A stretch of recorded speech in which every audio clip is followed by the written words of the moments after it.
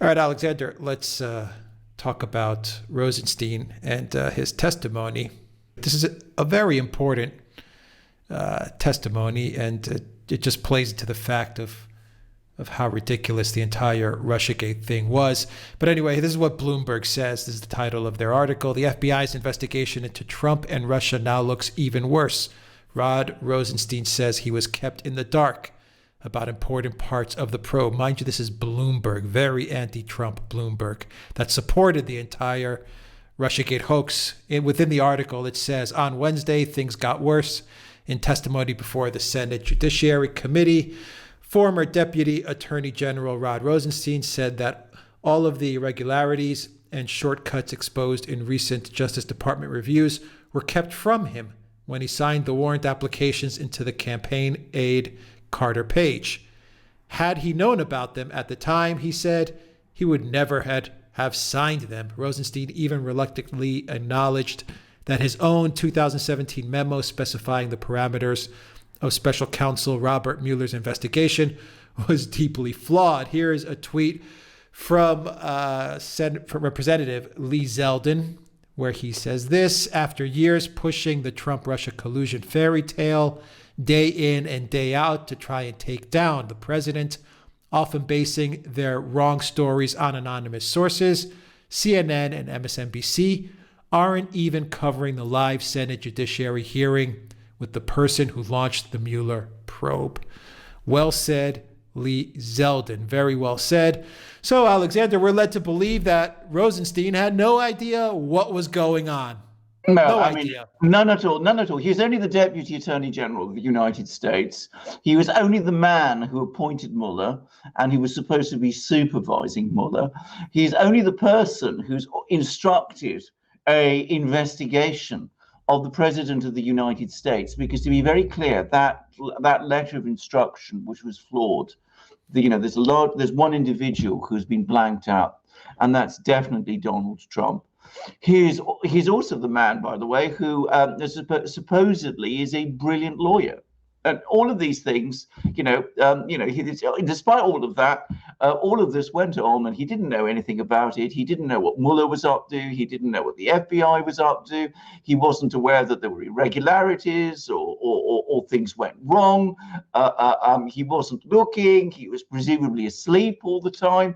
It didn't really cross his mind that there might be any problems there. He didn't ask Mueller for regular updates or explanations. He didn't read these FISA warrant applications that were put in front of him. He's admitted he didn't read it carefully. He just apparently flipped through the pages. This is, mind you, a FISA warrant application, which is surveilling one of the members, supposedly, of the president's electoral campaign. So, the Deputy Attorney General of the United States, he just flicks through it. He doesn't read all the pages. That's what he said. He just signs it all off. And now, shock, horror. I've just realized that all these terrible things were going on. What a shame. I hadn't realized it then. If I'd known it then, I wouldn't have let all these terrible things happen. Now, if you believe all that, if you believe that Rosenstein really didn't understand and really didn't know what was going on, well, then I've got a bridge to sell you. He is, by all accounts, an exceptionally capable lawyer. He was apparently somebody who knew his job very, very well, and had worked in the Justice Department system extremely well. He went along with it. He knew exactly what was going on. He didn't have to extend Mueller's mandate to include obstruction charges, which he did. Of that, I have no doubt. But he did. So, he was absolutely a part of this, a whole plot. The one positive thing that comes out of this testimony, which is, of course, why CNN, MSNBC, and all of those people aren't covering his testimony in any detail, is that he has, in effect, killed the Mueller report. He's now finally admitted, because he was the person, remember, who appointed Mueller, who Mueller was reporting to. He was the person, in other words, who was directly involved in the Mueller investigation. In fact, the senior person in the Mueller investigation, he was Mueller's boss, and he's come along and he said that the whole Mueller investigation was a complete load of nonsense. I accept that the conclusions were flawed. I accept that the procedures that were followed were wrong, and had I known otherwise, I wouldn't have gone along with it. So, the Mueller report as a report is now legally discredited. If people continue to refer to it and cite it as evidence of malpractice on the part of Donald Trump and his campaign on the strength of its contents, they are citing a corpse because it is dead. Yeah. Wasn't Rosenstein the guy that wanted to wear a wire? So absolutely. Trap Trump? Absolutely. He denies it. He denied it again. This is it. He sort of denied it. He said, he might have said a joke about this, but he didn't really mean it, and it wasn't true. And McCabe is misrepresenting him. Andrew McCabe, the former deputy head of the FBI, is saying, that McCabe is misrepresenting him. Except, of course, McCabe apparently is very angry about that. And he's saying he didn't misrepresent Rosenstein, and Rosenstein absolutely did do all those things. Well, of course he did. I'm sure he did.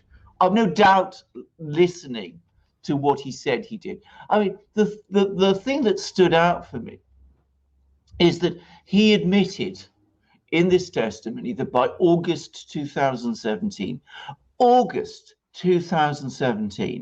the FBI knew that there had been no collusion between Donald Trump's campaign and the Russians. August 2017. Yet, the Mueller investigation went on for another year and a half. Manafort was charged, put through the grinder, convicted. Papadopoulos was put through the third degree, forced into a confession. Flynn was put through the third degree, forced into a confession, despite the fact that the entire purpose for which the Mueller investigation was supposedly created, to find out whether there'd been collusion between the Trump campaign and Russia, had already been achieved by August 2017. And Rosenstein knew it. He knew it. He was aware of it. So what does he do? He lets Mueller grind on this wild goose chase of obstruction. As I said, extracting all these confections and convictions from people like Papadopoulos, Flynn, and going after Manafort in the way that he did, doing immense political damage to the United States, injuring the president of the United States, letting all these absurd stories about the president of the United States circulate in the media, allowing people like Clapper and Comey and McCabe, to have all these platforms in which they were spouting out all this nonsense.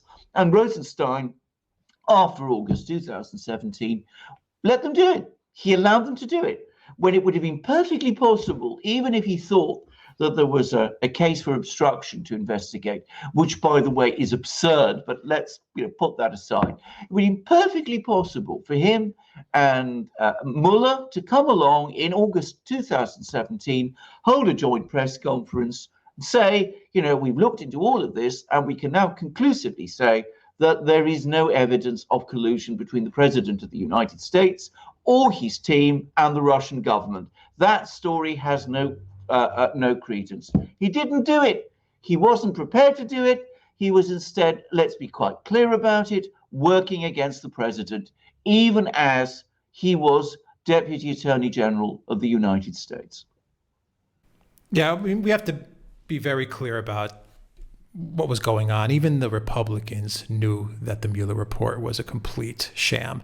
They knew that the dossier was a complete sham, and they said nothing. The reason I read you the Zeldin tweet is because Zeldin, Jordan, Devin Nunes, there were some Republican members of Congress who really stood up for Trump, and they really got to the truth as to what was going on. But for the most part, even the Republican Senate, a lot of the Republicans in the House as well, but mostly the Senate, they also threw Trump under the bus. Now they're trying to redeem themselves. Graham and all these guys are trying to redeem themselves, saying they're going to do an investigation. They're going to get to the bottom of the truth, and they're going to subpoena 53 people and all this nonsense. but they were also in on it. The bottom line is that this was a massive, massive conspiracy to take down the U.S. president. That's the bottom line. And it was left and right. It was left and right. Mueller is a man of integrity. He's a man of honor. Robert Mueller, the man of honor. He was a buffoon. Yeah. He was a buffoon, a complete buffoon. CNN, MSNBC, they're not deplatformed. They're not censored. 3 years of lies. 3 years of lies. New York Times, Washington Post, the paper of record, Pulitzer Prize winning journalists. How come they're not giving that Pulitzer back? Well, the whole thing is a complete sham. All these people are a bunch of freaking liars. All of them. They're a bunch of liars. They're treasonous. They're a bunch of grifters. Every single one of them.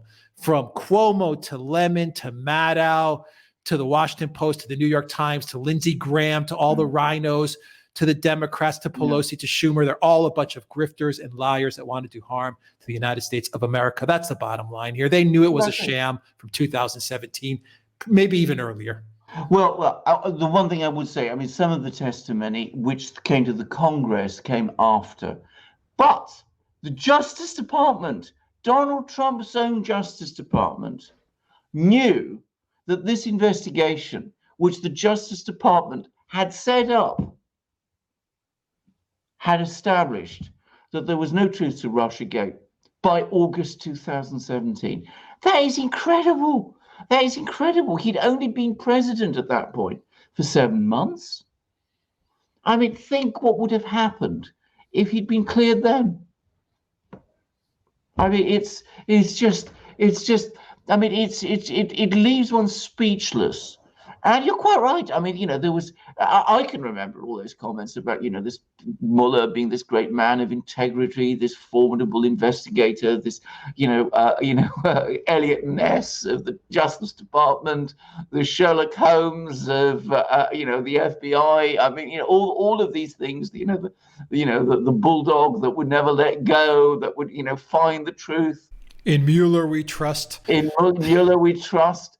And you remember all those people who were going around saying, Donald Trump, if he dares sack Mueller, then he'll be impeached, and all these Republicans coming along saying, he mustn't under any circumstances sack Mueller because Mueller is this, Lindsey Graham said it all the time. Exactly. Lindsey Graham would go on TV and say it all the time. Exactly. Don't sack Mueller. That's impeachment. Exactly. It's sterling, the sterling man of sterling character, this granite-hued, moral, unflinching man of integrity. And as I said, I mean, now Rosenstein has repudiated the whole process because that's what he's done. I mean, it's important to understand. It's important for our viewers to understand that is what Rosenstein has done. Rosenstein is the person who has spoken out about the Mueller report, who, apart from Mueller himself and perhaps Andrew Weissman, is the one who was most integrated into the whole process. Weissman reported to Mueller. Mueller reported to Rosenstein. Rosenstein was the boss. Rosenstein was the person who would give Mueller authority to do A, B, C, D, E. I mean, if Mueller wasn't able to get Rosenstein's permission to say, come after Paul Manafort, Mueller could not have come after Paul Manafort. Rosenstein is absolutely in on the loop. And he's come along and he's told us, the straight face that, we knew from August 2017 that there was no truth to Russiagate. And horror upon horror, we find that all these terrible things were going on also. So, as I said, the Mueller report is dead. It has been completely discredited. That whole Mueller investigation has just been exposed by the person who brought it into existence as a complete fraud and fake, which he knew was a fraud and fake, from at least August 2017, if not earlier. So there we are. That's Rod Rosenstein, the former Deputy Attorney General of the United States. What a hoax. All right, Alexander Mercouris, editor-in-chief of Duran. Thank you very much, guys. If you like this video, click on the subscribe button down below. Click on that notifications bell and share this channel with everybody you know. Drop us a comment as well. Comments really help out this channel a whole lot. And please donate to us on PayPal, Patreon, and Subscribe Star. Your donation really helps us out as well. And go to the Duran shop, pick up some merchandise. Got all kinds of good products, magic mugs, t-shirts, polo shirts, all kinds of good things. And anyone that was drinking from our magic mugs during the Russiagate hoax knew that it was a hoax from the get-go. Absolutely. All you have to do is to go back and read all our articles going all the way back to the setting up of the Duran and through the November election, through the 2016 election and the transition period. We never faltered. We were absolutely sure from the get-go that this thing was fake. And the man who conjured it up into existence, Rod Rosenstein, has now admitted it was a fake. But of course, he wasn't drinking from our magic mugs. That's probably what separates us from people like him. You can drink from our magic mugs because, of course, you come to the Duran, which proves that you are people who actually want to know the truth. Rod Rosenstein didn't want to know the truth. He wasn't interested in even reading FISA warrant applications. But you come to the Duran and you want to know the truth, and you will enhance your ability to know the truth even further if you buy and get yourself one of these amazing magic mugs, because they will enhance your understanding and knowledge of these events prodigiously. That is how Alex and I are able to achieve what we achieve. And these are, without qualification, the best mugs in the world. They are beautiful, they are strong, they are light, they are beautifully made. You can put lots of tea and coffee and hot chocolate or beer or champagne, if you prefer, in them. They look wonderful, they feel wonderful, and they keep your coffee and tea or hot chocolate hot, or your champagne or your beer cold.